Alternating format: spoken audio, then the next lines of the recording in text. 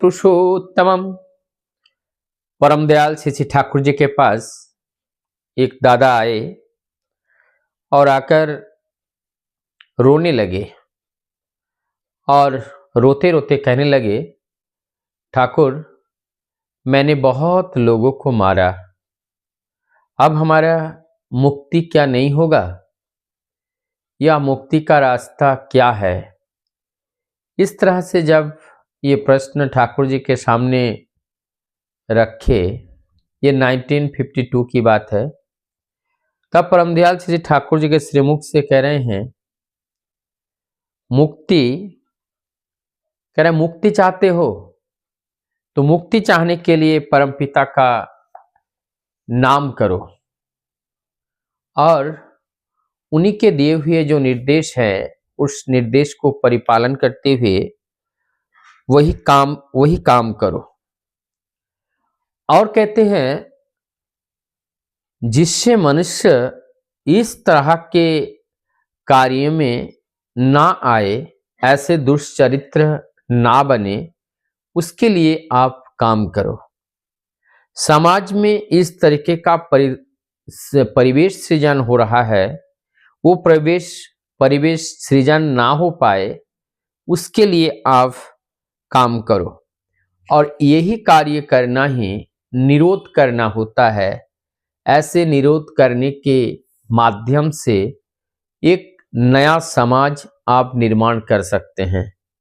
तो ये यहाँ पर हमारी एक मैसेज है। समाज में अनेक लोगों का प्रश्न है, मैंने जीवन में अनेक अपराध किया, अनेकों मैंने अत्याचार किया, मैं बहुत लोगों को मर्डर किया। अब इस तरीके से अगर सोचे और हमारी मुक्ति कैसे होगी, तो ये कितना सहज सरल रास्ता बताया कि हमारी जो शक्ति है, सामर्थ्य है, दूसरे को दलित करने को, मारने का जो ताकत है, ठाकुर जी यहाँ कहते हैं तुम उस कार्य को परमपिता के कार्य में लगाओ। जैसे जो भक्त हनुमान जी ने, उन्होंने लंका, स्वर्ण लंका के ऊपर आग जलाकर उसे अग्निदग्धा कर दिया, करके उसका विनष्ट कर दिया। क्या उन्हें कोई पाप लगा?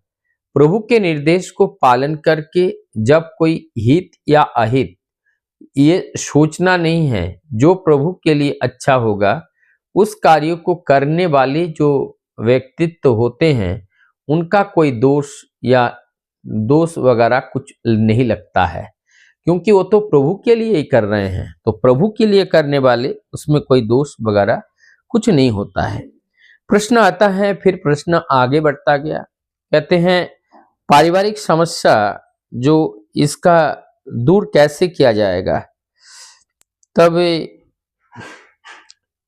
कह रहे हैं कि पारिवारिक समस्या को दूर करने के लिए हमें क्या करना पड़ेगा। ठाकुर जी ने यहाँ पे एक फॉर्मूला दिए हैं कि इसमें हमें इष्ट प्राण हृदय व्यवहार संपन्न होना पड़ेगा।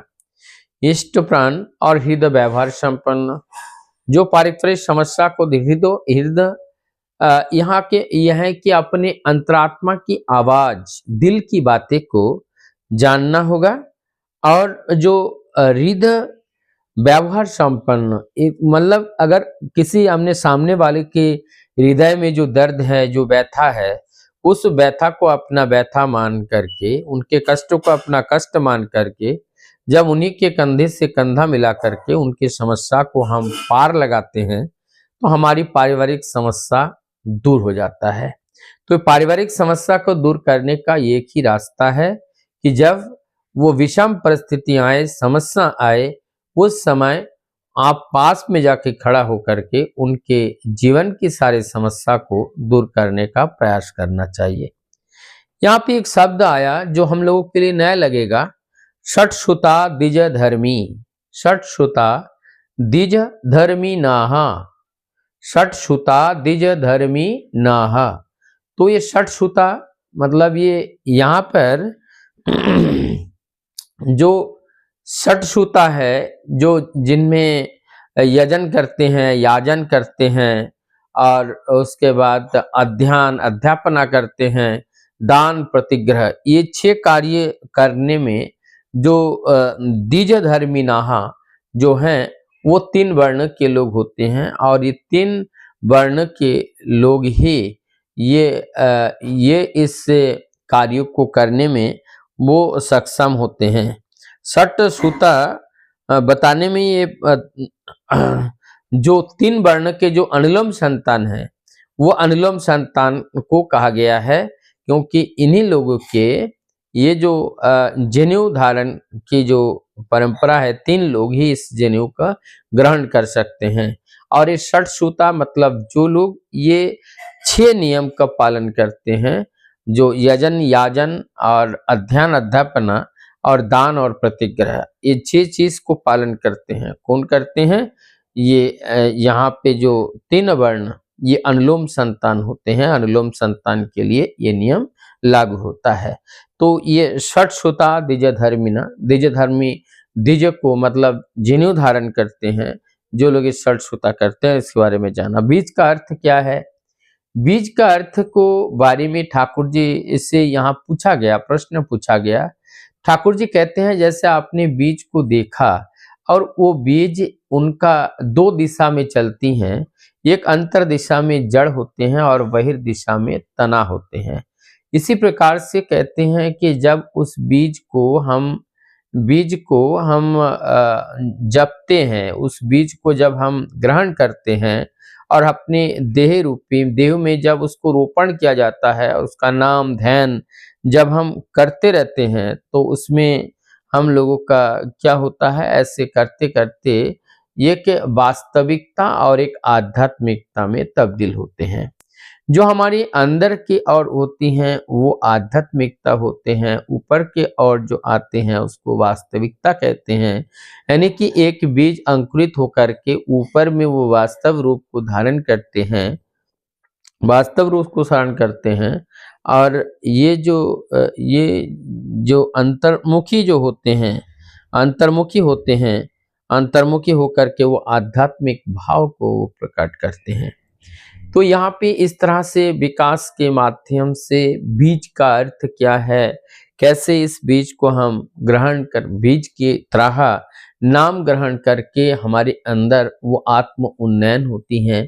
तो ये सारी बातें ठाकुर जी के पास जब एक एक करके भक्त लोग प्रश्न आकार में उनके सामने रखे, तो उन्होंने बड़े सहजता के साथ इन सब के उत्तर दिए। अब यहाँ पे आते हैं ठाकुर जी से और एक प्रश्न पूछा जाता है, और वो प्रश्न है, ठाकुर आप ईश्वर हैं, आप देवता है, आप देवी हैं, आप भगवान हैं, क्या है?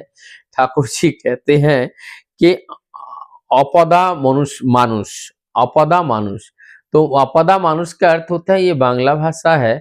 यहाँ अपदा मनुष्य का मतलब ठाकुर जी कहना चाहते हैं, ना तो मैं ईश्वर हूँ, ना तो मैं देव देवता, मैं कुछ हूँ, मैं तो किसी पद में नहीं हूँ, मैं कोई पद में नहीं है, मैं कुछ पद में नहीं, मैं कोई किसी पद में नहीं हूँ।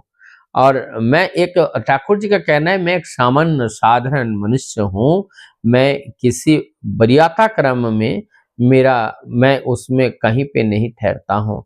तो अपने को कितना सहज और सरल कर लेते हैं, कितना छोटा कर लेते हैं, और ये हम लोग जानते हैं। जैसे एक रविंद्रनाथ टैगोर की एक कविता है बांग्ला में कि मेरा सिर नत कर दो कि आपके चरण में, और हमारा जो अहंकार है आपके पैर की जो धूली है उस धूली के कण के नीचे जो है हमें कर दो।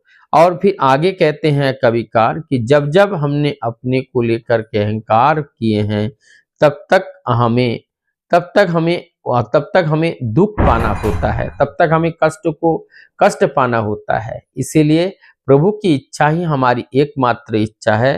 तो आज हम लोगों ने जाना कितने तरह से ठाकुर जी के पास भक्त लोग आते हैं, अनंत प्रश्न करते हैं, और प्रश्न के माध्यम से हम सबका जो प्रश्न होता है उसका समाधान मिलता रहता है।